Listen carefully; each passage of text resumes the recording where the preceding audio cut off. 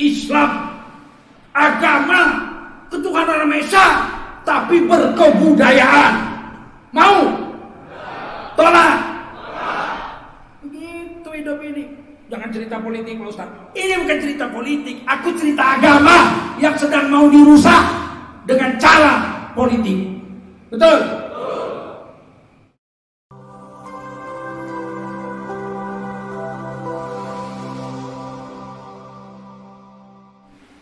Di Indonesia ini sekarang mau berat Pak Hijrah. Ustadz-ustadz yang lurus saja mau ceramah diancam-ancam.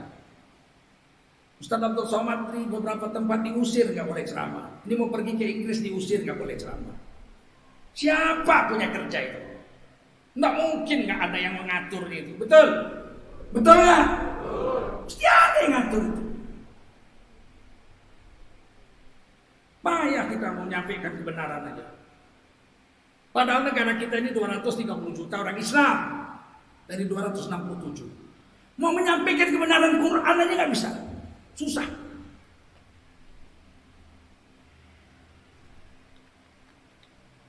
Sampai mau bilang kafir aja nggak boleh. Jangan bilang-bilang kafir, itu kasar, akan menghina Quran itu. Jangan sebut-sebut kafir, itu menghina. Berarti dia menghina Quran. Karena yang mengatakan kalimat kafir itu Al-Qur'an. Al-Qur'an, jangan bilang-bilang kafir. Walaupun ada di Quran, karena negara kita bukan negara Islam. Iya, udah 75 tahun negara ini merdeka. Nggak pernah ada yang melarang bilang kafir kecuali sekarang. Betul?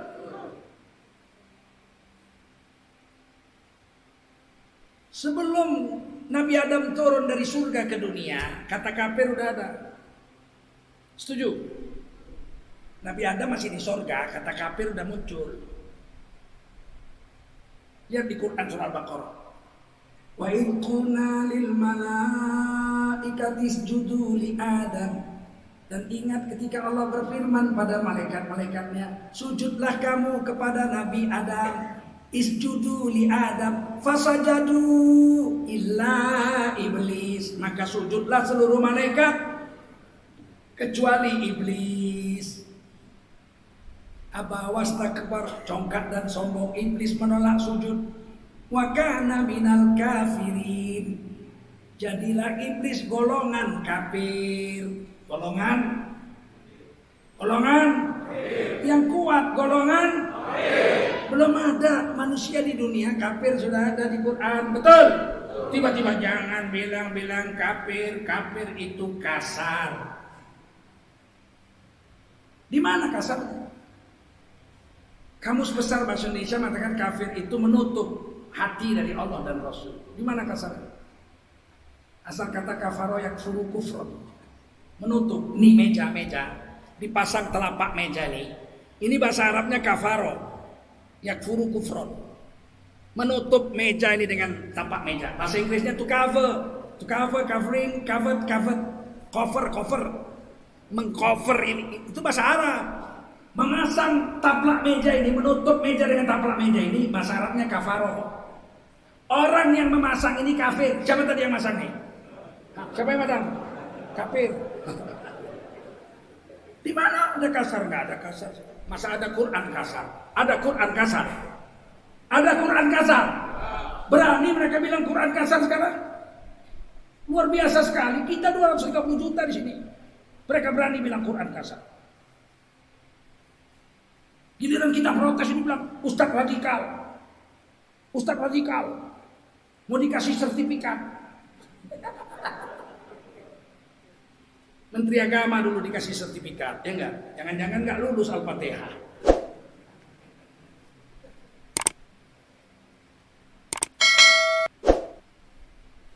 Dulu penjajah Belanda juga menghina Islam pakai cara begitu. Orang jangan bilang mati, mati itu kasar. Kue mesti bilang meninggal, karena meninggal itu lebih halus. Ini menghina Quran, tapi biar nggak heran, dia kafir Belanda. Jangan bilang mati, itu mati, kasar, and yang halus itu meninggal. Padahal mati bahasa Al-Quran. Setiap sholat kita baca inna sholati wa nusuki wa mahyaya wa mamati lillahi rabbil. Mati kasar. Nah, besok tukarlah. Tukar. Inna sholati wa nusuki wa mahyaya wa ma meninggal. Kalau enggak batal sholat.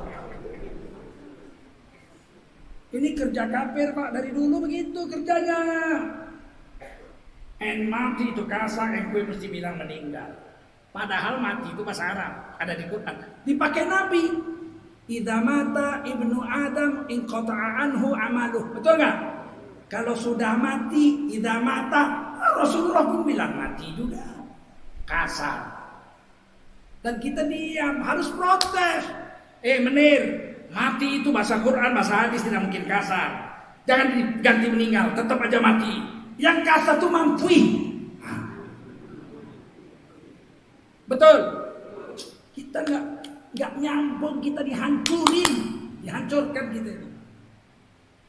Kalau dulu yang melarang kita memakai Quran, ayat-ayat Quran mati kasar diganti dengan meninggal, itu kafir penjajah Belanda. Sekarang yang mengarang kita bilang kafir dan lain-lain, orang Islam Pak, KTP-nya Islam Pak. KTP-nya Islam. Aduh. Udah merdeka kok tambah parah negara ini. Betul? Setuju? Makanya menangkan aja lah pemilu ya gak? Tahun depan 2024 usah menang dia di sini. Betul? Iya enggak? Nah, usaha dolai sapi sebuah jawi sembelih sadole jadi kerandang. Paham? Kok takut ya? Paham? Jangan bicara politik Pak di negeri ini, di masjid. Saya ini cerita agama bukan cerita politik. Betul? Agama kita sedang dihalangi oleh orang yang memenangkan pertarungan politik. Betul? Kalau gitu kita harus memenangkan pertarungan itu. Kita pilih orang-orang soleh supaya nggak diprotes-protesnya lagi agama kita, nggak dirusak-rusaknya lagi. Percaya? Begitu. Sekarang ini saya baru dapat kabar dari Sumatera Timur, Sumatera Utara. Mau dibikin lagi pesta jamu laut, menjamu laut. Itu sudah mati di Sumatera Timur, di setiap pinggir laut Sumatera Timur, dari mulai Pulau Kampai, Laut Bedage, Laut Pantai Cermin, Pantai Labu, Sisialang, itu semua udah mati tuh. Karena dakwah ulama-ulama Al-Wasliyah dan Muhammadiyah, nggak ada NU di Sumatera Utara waktu itu, belum ada. Didakwahlah ulama-ulama Al-Wasliyah dengan ulama Muhammadiyah dan Ittihadiyah, hilanglah kebiasaan menjamu laut itu. Sekarang mau dihidupkan lagi nih, besok dihidupkan besok di Labuan Batu katanya.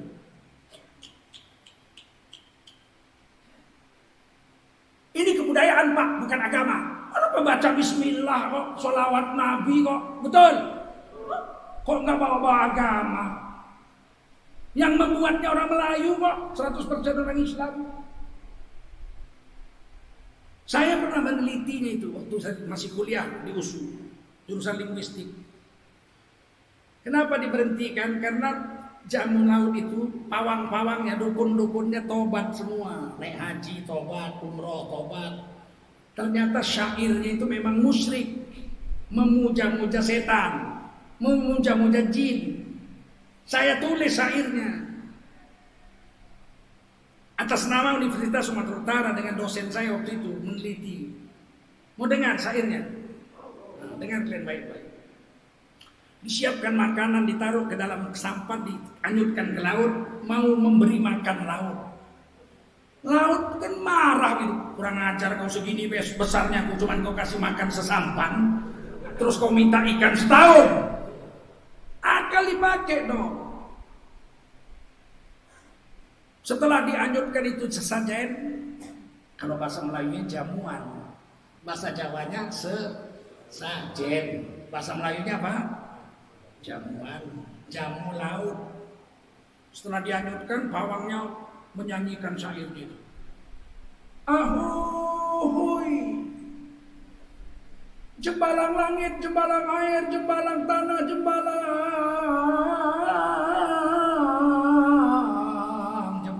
tanah, jembalang gunung, jembalang rumput, segala macam jembalang.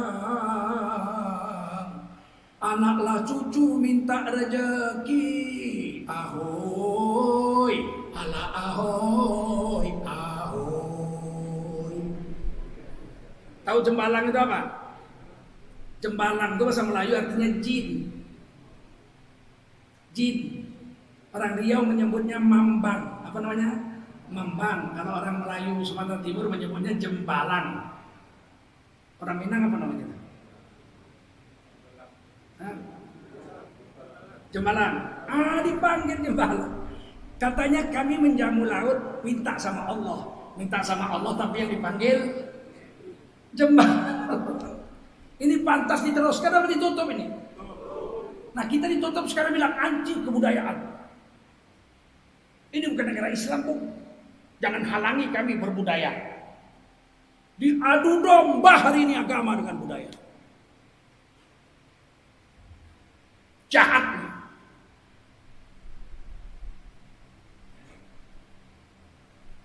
Luar biasa.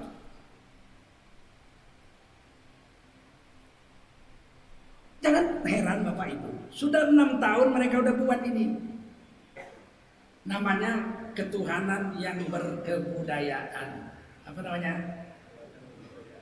Baru-baru diajukan rancangan undang-undang HIP, haluan ideologi Pancasila. Isinya Pancasila jadi 3 sila, trisila. Ketuhanan adalah ketuhanan yang berkebudayaan, bukan ketuhanan yang Maha Esa. Ketuhanan berkebudayaan dan akan diperas lagi jadi ekasila, yaitu gotong royong, ketuhanannya hilang. Seluruh majelis ulama se-Indonesia tolak. NU, Muhammadiyah, Persis, Madraul Anwar, Al-Wasliyah, itu ada semua menolak. Diberhentikankah pembahasannya? Enggak, jalan terus. Prolegnas 2020, Undang-Undang RUU HIP masih jalan terus sampai sekarang. Omong kosong dia bilang diberhentikan. Kenapa ngotot sekali bikin RUU HIP, ketuhanan yang berkebudayaan? Karena selama ini mereka buat 6 tahun ini, kita protes. Dan yang protes gak bisa ditangkap karena gak ada undang-undangnya. Perlu dibuatkan undang-undang untuk menangkap yang protes.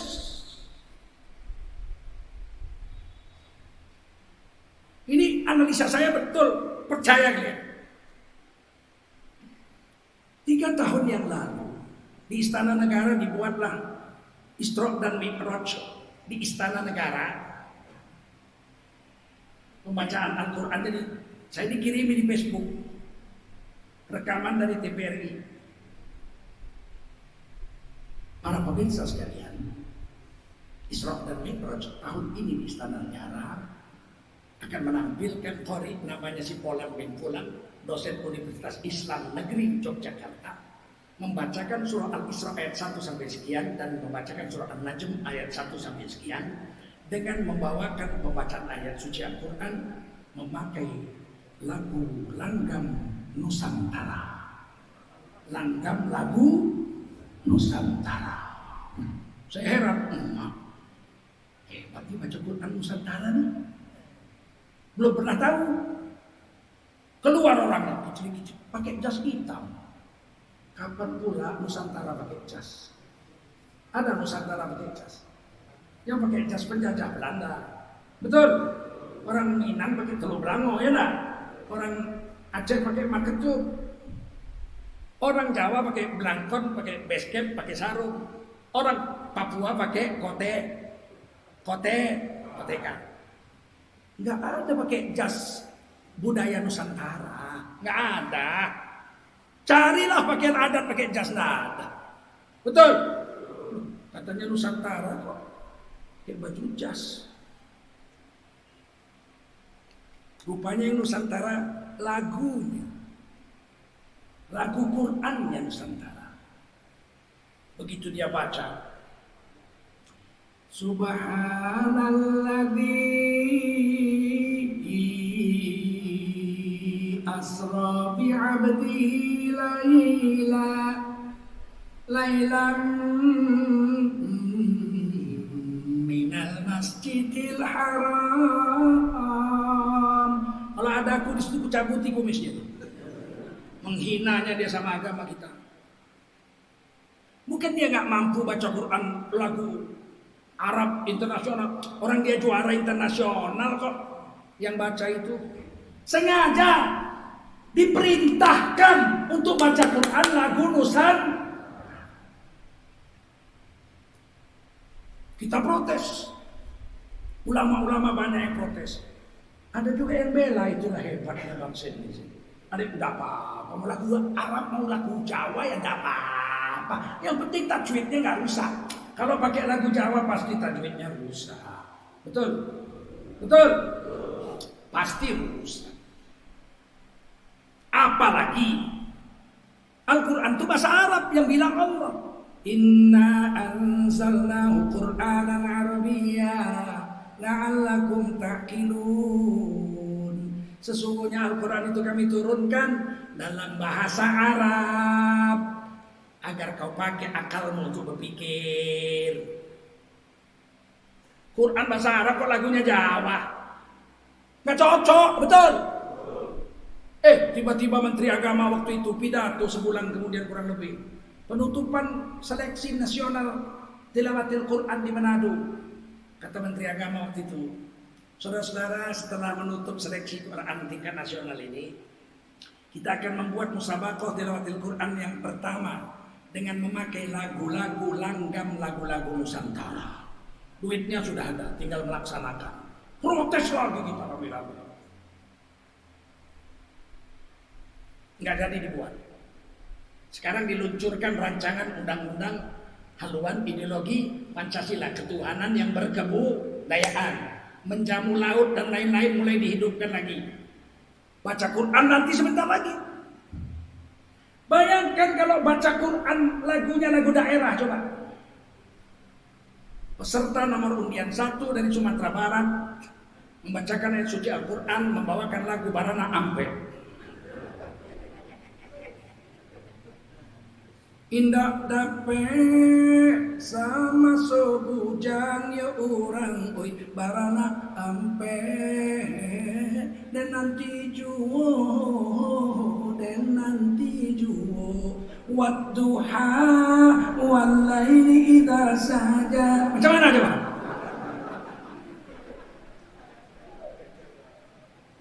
Jangan ketawa, kalian sudah dibuat ini. Ketuhanan berbudaya ini sudah dibuat ini, RUU-nya tinggal sahkan aja nih. Peserta nomor undian 2 dari Sulawesi Selatan membawakan lagu Angin Mamiri. Angin mamiri ku pasang, alam nasrah laka sadrak, wa wada'na anka wizrak, alladhi anqadha dhahrak. Cuman rusaknya Quran. Peserta nomor undian 3 dari Yogyakarta membawakan lagu Yaning Tawang Ono Lintang. Yaning Tawang Ono Lintang Cahayu Qul ya ayyuhal kafirun la a'budu ma ta'budun. Apa nggak rusak? 30 tahun lagi kemudian kita sudah mati, cucu-cucu kita dipakai orang tuh, dibawa orang tuh gitar. Hancur Islam di Indonesia.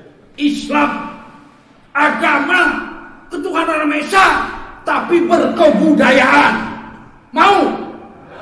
Tolak? Begitu hidup ini. Jangan cerita politik Pak Ustaz. Ini bukan cerita politik, aku cerita agama yang sedang mau dirusak dengan cara politik. Betul? Yang paham kita orang Islam ini. Saya mau aja ceramah senang-senang, ketawa-ketawa, cerita surga. Gak usah cerita gini-gini. Capek saya beringat, suara saya pun hilang. Serah. Tapi nanti di akhirat dipasang tali kekang dari api neraka di mulut kami para ustaz ini. Kenapa kau diam melihat agamamu dirusak? Kami duluan dimasukkan ke neraka 70 tahun lebih dulu dari penyembah-penyembah berhala. Gak mau kami. Lebih baik kami mati, dibunuh. daripada kami membiarkan kerusakan yang kami tanggung jawab nanti di akhirat. Paham, Glenn? Saya udah bilang sama istri, kalau saya dibunuh kau jangan sedih. Kalau saya menyampaikan kebenaran ini dibunuh, kau jangan sedih. Justru kalau aku mati sakit di rumah sakit, mati di tempat tidur, kau sedih. Kalau mati sedang dakwah menyampaikan kebenaran, kau harus gembira. Jangan sedih kau.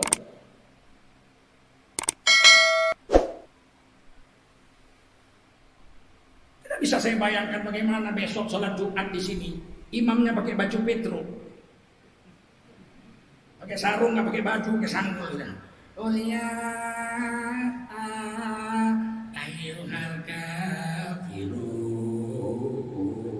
Kita protes, kita ditangkap karena melanggar undang-undang HIP. Bukan dia yang ditangkap, kita yang ditangkap. Sekarang kok belum ditangkap, belum ada undang-undang. Mereka baru mau buat undang-undangnya. Ngerti? Mereka bilang buktinya terkucurkan nggak ditangkap. Belum ada undang-undangnya. Kalau udah ada undang-undangnya ditangkap. Ngerti?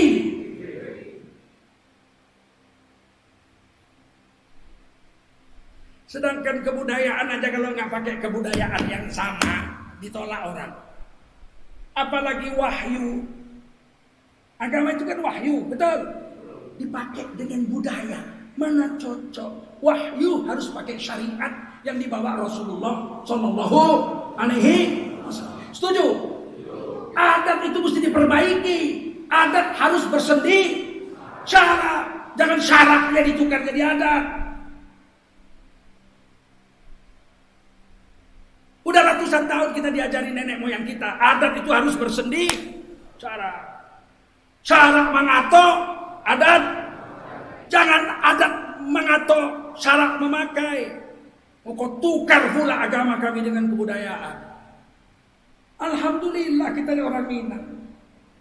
Ratusan tahun nenek moyang kita sudah buat adat bersendi syarak, syarak bersendi kitabullah. Syarak mengato adat. Nggak rusak kita buat. Tapi suku-suku yang lain yang nggak punya gitu macam mana? Suku-suku yang lain nggak punya adat bersendi syarak itu bagaimana nasib mereka? Sekarang saya tanya, kami ini keras begini ini penting nggak? Hah?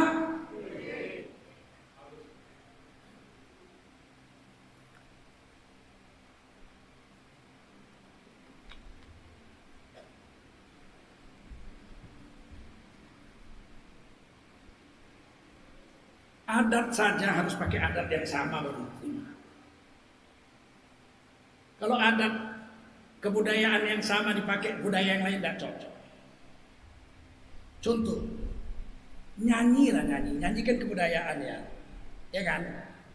Nyanyi Minang itu baru enak kalau pakai cengkok Minang. Setuju? Misalnya nih saya kasih contoh, ini supaya jelas saja, supaya otak kita bisa paham. Nyanyi Minang pakai jengkok Minang. Hujan, jikalau hujan, hati dan ibu takkan masuk kisah nang lamo masuk sapayung kita badu. Enak gak? Karena lagu Minang pakai cara Minang. Coba lagu Minang pakai cara Batak. Hujan. Kalau nggak dilempar batu kau. Paham? Cara agama harus pakai cara agama, betul? Agama harus pakai cara agama. Cara agama dalam Islam disebut syariat cara. Apalagi adat. Agama mau dipakai adat, mana bisa? Adat pakai adat aja kalau nggak cocok nggak diterima, betul? Betul nggak? Kok susah kali mereka memahamkan? Bukan nggak ngerti, memang sengaja mau merusakkan Islam supaya tidak ada lagi Islam yang militan di Indonesia ini. Islamnya harus Islam yang berkebudayaan saja. Jangan syariat Islam, bahaya syariat Islam. Mau membuat khilafah, musuh Pancasila. Yang nyebut itu ketua BPIP, Profesor Doktor Judian namanya. Kalau kita mau jujur, Pancasila itu punya musuh besar. Musuh besar Pancasila adalah agama. Dalam hal ini adalah agama Islam. Dipecat enggak, tetap kedudukannya ada.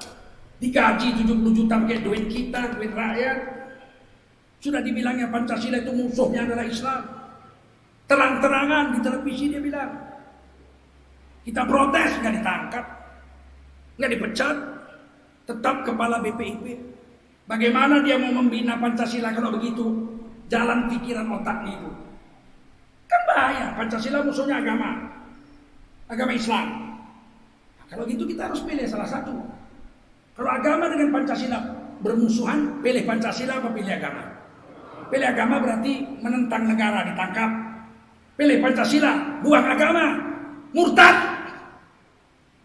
Kan kita didudukkan dalam kedudukan yang sangat berbahaya kita ini, betul? Milih agama di penjara, dibilang kita radikal, melawan Pancasila, buang Pancasila, ambil agama, kita murtad di sisi Allah Subhanahu wa taala. Padahal Pancasila tidak pernah bertentangan dengan Quran, betul? Kok mesti diadu domba? Sengaja. Profesor nggak mungkin bodoh, betul? Judian itu profesor doktor, rektor IAIN, Universitas Islam Yogyakarta.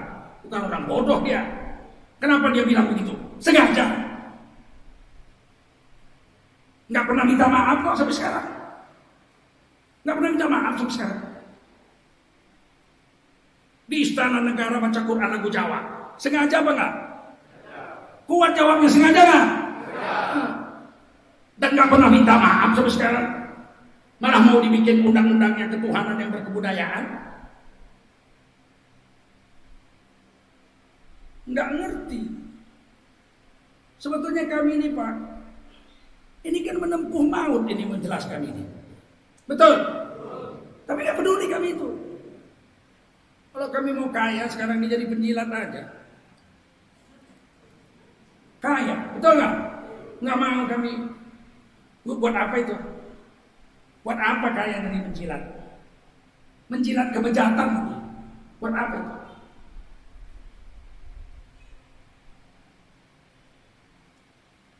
Dulu BPJS, tahu BPJS? Kesehatan itu. Di undang-undangnya, undang-undang BPJS, duitnya disimpan di dua bank.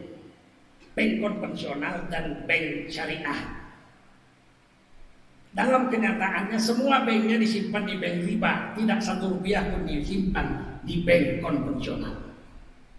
Kita tulis di surat, sistemnya tak ada, tak jelas. Keluar pernyataan Kiai Haji Maruf Amin, sistem BPJS haram. Ada rekamannya sebelum jadi wapres. Kita panggil BPJS.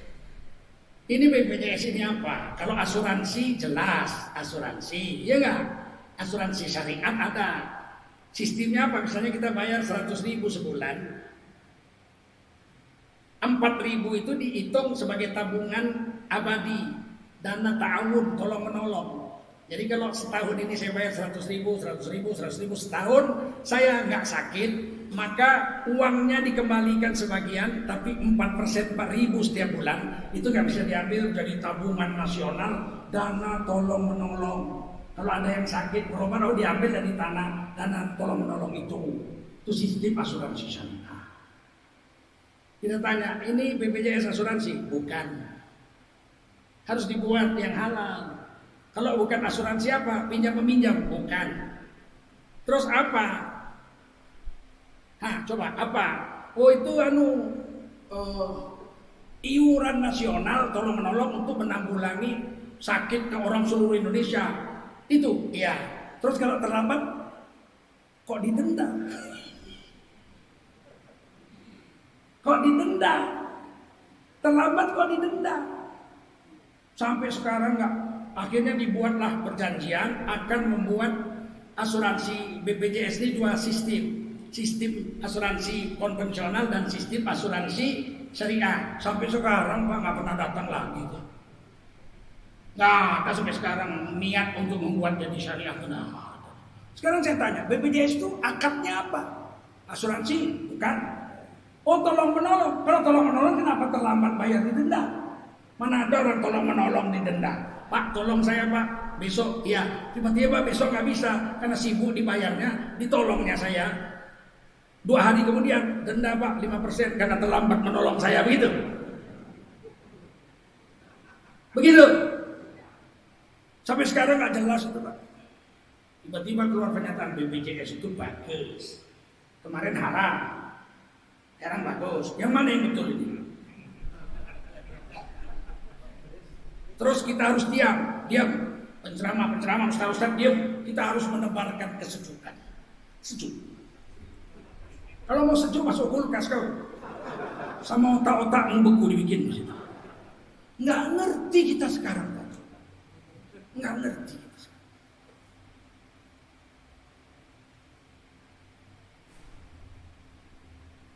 Sekarang seluruh penceramah mau dikasih sertifikat. Kementerian Agama pula yang kasih sertifikat. Dia aja kencing berdiri. Baca Fatihah belum tentu lulus dia. Gimana begitu? Semua harus karena sertifikat Pak. Kalau nggak ada sertifikat bagaimana? Nanti kalau dikasih sertifikat nggak boleh lagi jadi imam khotib Jumat di sini jadi ustadz kalau nggak ada sertifikat. Diusir semua yang nggak pakai sertifikat. Udah tuh ada yang udah dapat sertifikat, misalnya saya dapat sertifikat. Gara-gara ceramah saya menyindir pemerintah, besok sertifikatnya dicabut, nggak boleh lagi datang. Mau? Ini cuma untuk menekan orang Islam, kok yang dikasih sertifikat cuma orang Islam kok.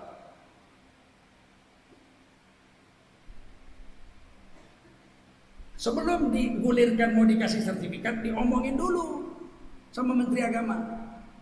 Apa katanya?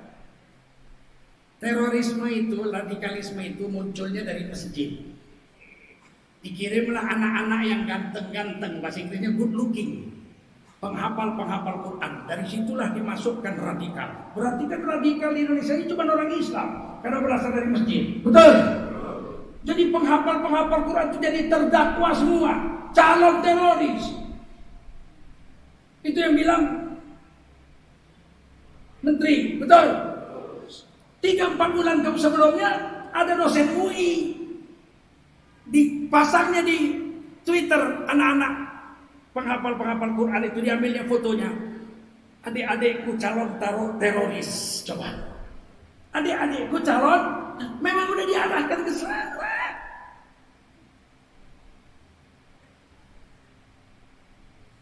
Masih diam juga? Masih diam?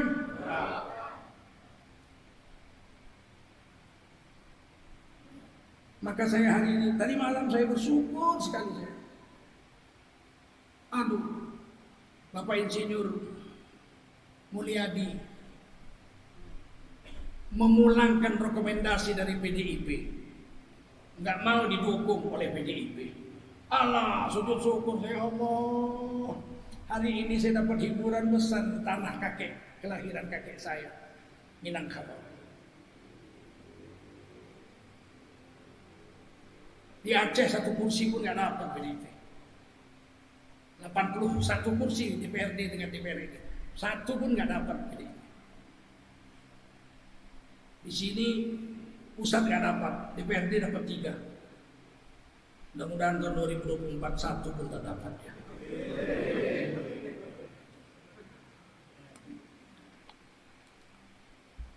Udahlah sampai sini aja ya. Saya minta maaf Pak. Saya nggak mau ceramah kayak gini. Hati saya pun sebetulnya nggak enak, terluka juga. Tapi tak ada cara lain. Kalau ada cara lain, saya pilih cara lain. Tak ada, nggak dapat saya cara lain. Untuk menjelaskan bahwa kita ini, Islam sekarang ini memang mau dihabiskan supaya cuma ibadah-ibadah aja, sholat, zikir, baca Quran, taklim, tabligh akbar, silakan. Tabligh akbarnya harus ikut aturan negara, karena penceramahnya harus punya sertifikat. Kalau enggak cabut sertifikatnya nggak boleh lagi. Jadi cuma sholat, zikir, puasa, zakat, haji, umrah. Kalau itu penjajah Belanda pun diurusnya kita. Ini masjid berdiri zaman Belanda, Pak. Betul? 1830 diberdiri ini. Masuk Belanda dari Sumatera, dari Jambi. Kan perang Patri kan setelah perang Diponegoro. Perang Diponegoro habisnya 1830. Berdiri masjid ini, masuk penjajah Belanda. Dibakar Belanda nggak masjid ini? Dibakarnya. Berarti Belanda membiarkan kalau cuma sholat, zikir, puasa, Quran, naik haji disediakannya kapal. Tapi jangan coba-coba minta bank Islam bermuamalat cara Islam, jangan mau dia. Jangan coba-coba berpolitik. Kata Haji Muhammad Nasir, Ketua Masumi Majelis Syura Muslim Indonesia, orang Islam beribadah biarkan. Orang Islam bermuamalah, berniaga, awasi. Jangan sampai kaya betul, bahaya. Nanti nyumbang teroris. Kasih orang kaya orang Cina saja sama orang India. Kan begitu Belanda. Sekarang kan begitu. Yang kaya itu hampir semua orang Cina, betul? Kalau orang Islam berpolitik, cabut sampai akar-akarnya. Itu yang bilang Haji Muhammad Nasir. Buya Haji Muhammad Nasir. Saya cuma menyampaikan ulang. Maka nggak boleh politik-politik. Jangan bawa-bawa agama. Ini bukan negara Islam. Paham? Itu maksudnya. Kalau mau bernegara Indonesia ini, jangan bawa-bawa agama. Begitu maksudnya. Sekuler namanya. Ibadah boleh. Tapi urusan negara, jangan bawa-bawa agama. Terus apa yang dibawa? Kebudayaan. Dulu sebelum ada Belanda datang sini, sebelum ada Indonesia, kita sudah negara merdeka kok. Betul? 200 kerajaan Islam, betul? Di sini namanya kerajaan Pagaruyung, betul? Kok tiba-tiba udah merdeka gak boleh kita menjalankan agama kita? Padahal Pancasila dan Undang-Undang 45 menjamin. Negara menjamin, pasal 29 Undang-Undang Dasar. Negara menjamin tiap-tiap warga negara untuk memeluk agama garis miring kepercayaan dan menjalankan agama garis miring kepercayaannya masing-masing. Orang Kristen boleh menjalankan agama Kristen 100%, negara menjamin. Orang Hindu boleh menjalankan syariat agama Hindu 100%, negara menjamin. Sekarang saya tanya orang Islam, bolehkah menjalankan agama Islam 100%? Negara menjamin, harusnya boleh, betul? Orang Islam hanya boleh memilih pemimpin yang Islam saja. Itu kan Quran. La tattakhidul kafirina awliya min dunil mu'min, selagi masih ada orang Islam. Lain kalau nggak ada orang Islam. Misalnya di NTT sana calonnya tiga Kristen. Kita pilih yang paling sedikit merugikan Islam. Akhafud darain usul fikihnya. Tiga tidak Islam. Pilih yang jahatnya paling kecil. Paham? Kalau tiga-tiganya Islam, berarti tiga-tiganya baik. Paham? Ini pilkada Sumatera Barat. Seluruh calonnya Islam, berarti seluruh calon gubernur dan wali kota, bupati yang ada di Sumatera Barat, semuanya adalah orang baik. Orang baik. Pilih yang mana? Pilih yang paling baik. Betul. Dan kita orang Islam gak boleh berpihak. Sahabat aja berpihak. Ada yang mihak Muawiyah, ada yang mihak Sayyidina Ali. Bukan orang bodoh yang memihak Sayyidina Muawiyah. Amr bin As, gubernur Mesir, yang berpihak kepada Sayyidina Ali. Abu Musa al-Ash'ari, penghafal Quran terbaik zaman Rasulullah. Sahabat aja berpihak, betul? Kita berpihak, tidak boleh netral. Kita nggak boleh netral. Saya Ambo netral lah, Bu. Siap jadi bupati Indramayu. Kok netral? Dua-duanya bagus? Ya kalau dua-duanya bagus, pilih yang lebih. Loh, apanya? Hidungnya, mukanya? Bukan. Programnya lebih banyak menguntungkan agama yang mana? Bukan menguntungkan diri pribadi. Maka saya tidak mau jadi tim sukses dimanapun. Dibayar 1 rupiah enggak. Cuman menyadarkan masyarakat menurut Islam, betul. Kalau dua-duanya Islam, pilih yang lebih baik. Kata orang Minang, kalau ada pisang awak, buat apa pisang lilin? Kalau ada orang awak, buat apa orang lain? Betul? Nah, Iko dua-duanya orang awak. Oh, jadi dua-duanya pisang awak. Ya, kalau dua-duanya pisang awak, pilih yang masa pohon. Jangan yang di karbet. Paham? Pisang karbet memang kuning, tapi dimakan kepek, isinya kempek. Nenek moyang kita aja udah mengajari. Apalagi Quran dan karena apa yang dibilang nenek moyang itu adat yang bersendi syarat bersendi. Pertahankan sampai mati ini, jangan berubah. Siap? Orang Minang sampai kiamat harus adat bersendi syarat bersendi kitab Allah. Siap? Kalau ada yang mau menukar, kita tukar atau orangnya kita usir. Begitulah kalian, harus begitu.